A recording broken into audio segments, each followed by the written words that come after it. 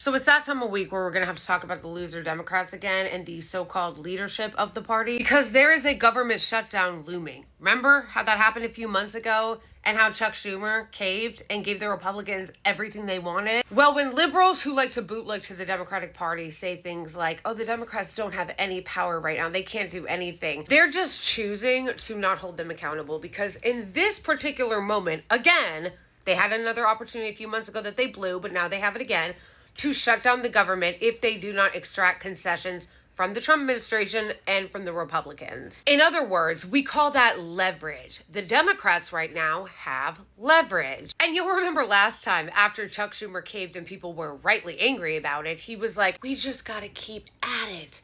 We're going to keep working with the Republicans. Well, watch what he said this time when he was asked about it yesterday. And I hope and pray that Trump will sit down with us and negotiate a bipartisan bill. That's how it's always been done in the past. That's how shutdowns have been avoided in the past. And if he doesn't, I'm just confirming here, you will vote no. Is that correct? We are hoping that he will negotiate with us. And if he doesn't? So far he hasn't. And we've had two bills in the House and Senate, and neither of them have passed. Our Democrats are firm. We need to get something done to relieve the distress the American people are in. Okay, that sounded like a yes, but you can confirm that, and then I want to move on. Is that accurate? The bottom line is we must get a better bill than what they have. Ooh, Democrats are holding firm. Ain't that what you said last time before you got rolled? You're always hoping and praying as though you're a pastor and not one of the highest ranking elected officials in the country. I really think the Democrats need to update their mascot from a donkey to a jellyfish. It's a lot more accurate if we're all being honest. Resign.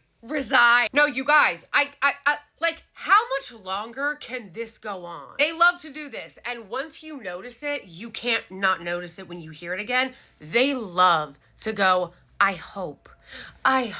We're really hoping, while literally not doing anything, while actually not doing anything. They said that they hoped last time. Just like last time, they had the leverage to shut the government down and hurt the Republicans, and they did not. See, my question is to the liberals.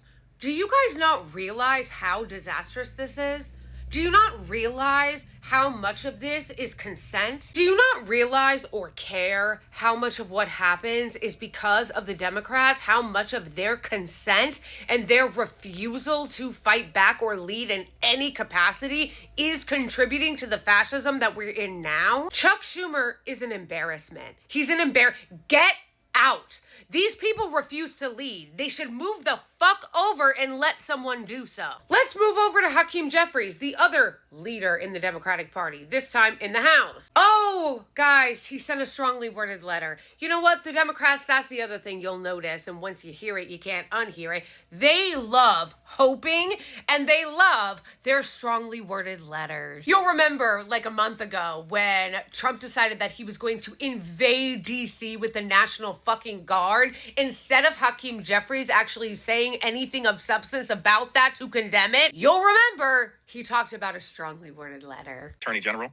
issued a strong letter making it. They're so embarrassing. They really are so fucking embarrassing. You call this leadership? You actually hear Democrats a lot saying, we need to take back the House so we can make Hakeem Jefferies speaker. I'm so sorry. If you hear anyone say that he should be the speaker in the next Congress, they're unserious. They're unserious clowns. This NPC is not a leader, and neither is this fucking dinosaur. So anybody saying that they're going to support him and he should remain leader, also unserious clown. In fact, it's not just that they're unserious. Anybody saying that these two should still be in leadership, I am convinced are secretly working for the opposition.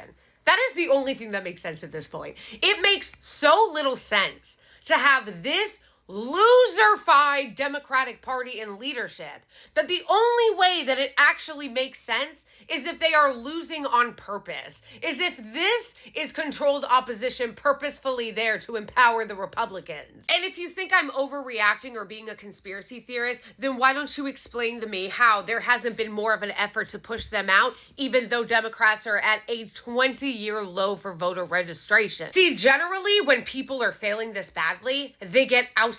So why are these bitches still in leadership? Re-party registration, the Democratic brand, has about the same appeal with American voters right now as the Cracker Barrel rebrand. Yes, Democratic voters, the voters of the Democratic Party, do not want them in leadership. 62% of Democratic voters, when polled, said that they want the party leadership to be replaced. So the question becomes, if the majority of actual voters within the Democratic Party want them gone, the centrists want them gone, the left wants them gone, why are they still here? It's because they don't work for you. That's why. They don't give a fuck what you think if you're a voter, because the Democratic Party, with its 21% approval rating, doesn't actually care what their own voters think because they don't work for their voters.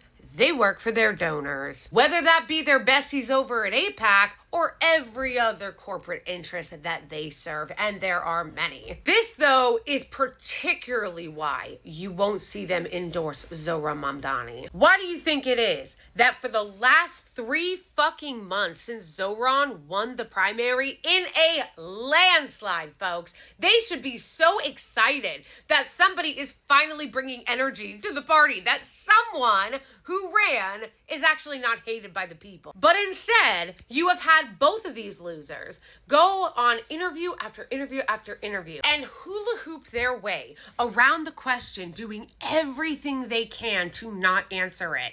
Just this weekend, they were both asked again for this is probably the 15th time I've seen them be asked and have this exact response. First times, if you will endorse Zohran Mamdani for New York City mayor, you always say you're going to continue to talk.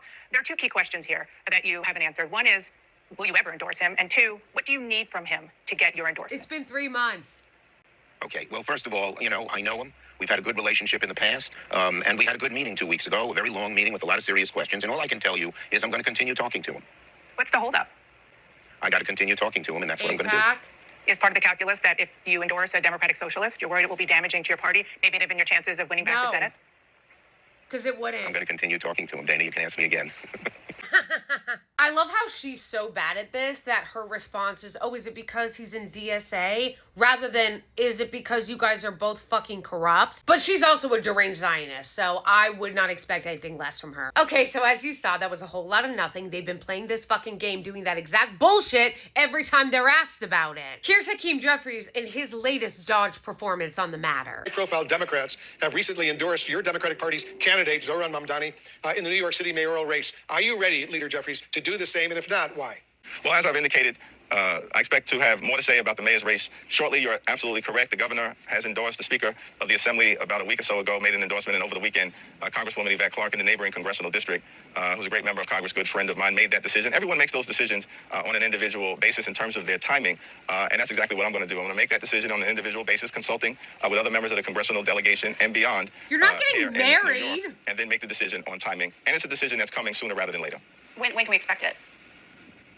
Well, sooner rather than later. Both of these interviews were from this weekend, by the way. They've been doing this bullshit for 3 months. Again, remember, these are the same people that berate you constantly and tell you to vote blue no matter who. Until it's a progressive. And since they're allergic to winning, they're like, I don't know. I mean, whatevs. It's just the will of your own voters. The fact that they haven't endorsed him yet is so fucking unacceptable. It's so unacceptable. These bitches need to be gone. Zohran won his district, by the way, by 12 points. I love him acting like, I don't know, man. He just really has to consider what his constituents say. Not people that live in his district, by the way. No, I mean the constituents he actually cares about. His top donors. Progressives have been saying for a long time that the Democratic Party rather lose to a fascist Republican than allow a progressive to win. And that claim remains undefeated.